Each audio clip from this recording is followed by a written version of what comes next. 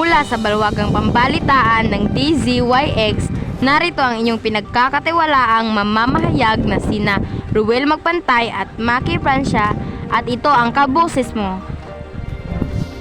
Magandang umaga sa inyong lahat. Magandang umaga, partner. Partner, talaga namang mainit na isyu ngayon yung Freedom of Information Bill na hindi maipasa-pasa sa Senado. Oo nga, partner.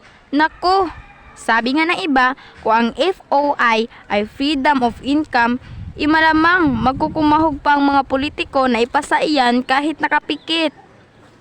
Sinabi mo pa, partner. Ano ba talaga yung FOI na yan, partner? Sang-ayon sa Section 6 ng panukalang batas na ito, ibibigyan ng kalayaan ng publiko na makita at masuri ang mga opisyal na transaksyon ng mga ahensya ng gobyerno. Finger and clover, they go together. Finger and clover, my love affair.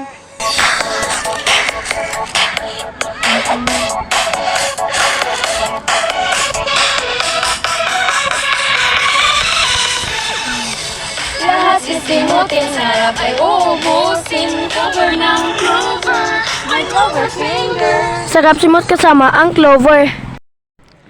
Santon Plus Herbal Capsule. Ang mga bukol-bukol, sarato namon, cheese kag tumor, Santon Herbal Capsule, garantisado, Santon Herbal Capsule, kabayan ninyo, Santon Herbal Capsule, aprobado sang sayantipiko, gina-endorso sang mga eksperto, Santon Herbal Capsule, ang kapsula na epektibo.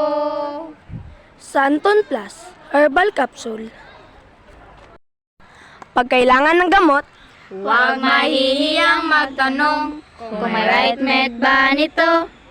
Kung may right med ba nito? Pag may kailangan gamot, huwag mahihiyang magtanong kung may right med ba nito? Ang right med ay premium na gamot na kayang bilhin. Dahil gusto namin na gumaling kayo. Naku, delikado naman pala yan. Magdiriwang na ang mga tsismosa at pagkalimero sa Pilipinas. Issue dito, issue doon na naman yan. Demanda dito, demanda doon. Ano naman ang masama, partner? Sa ganang akin, hindi ba dapat naman talaga na walang itinatago yung mga politikong yan? Dahil sila ay ibinuto at nagsilbi sa bayan.